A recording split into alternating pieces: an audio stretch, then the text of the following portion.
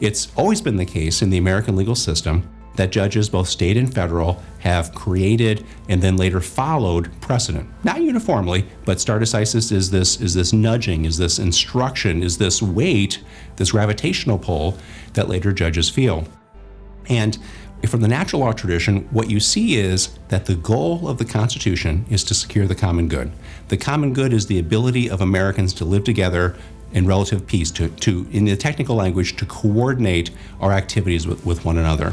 The spare original meaning of the text of the Constitution can't do it by itself, and that it needs to be implemented, it needs to be fleshed out, it needs to be built out through other mechanisms. And in our system, I think wisely, precedent is that key system. So I'll just give you an example. In the 19th century, you started having the phenomenon of railroads, and you had people in one state, a manufacturer manufacturing a product, putting that product on a train car, traveling through a series of states to a destination where it was going to be sold in a retail location.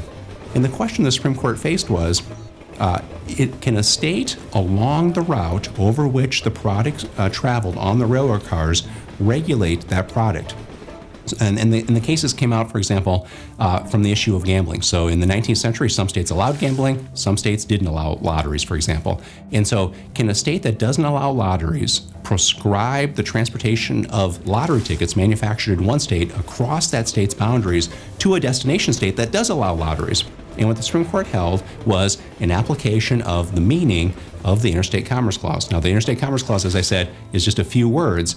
And what you see in these series of cases in the 19th century, the court came up with the original packages doctrine.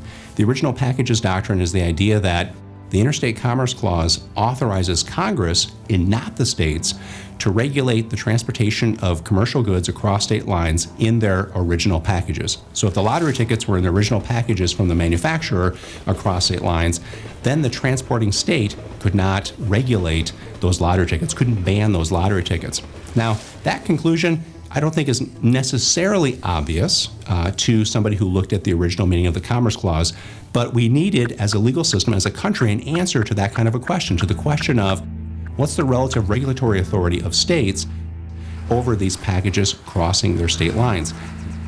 And the Supreme Court, in that precedent, came to a conclusion, applied the original meaning. That precedent, that conclusion itself became a part of American positive law, which had stare decisis effect, which then later continued to be applied up to today.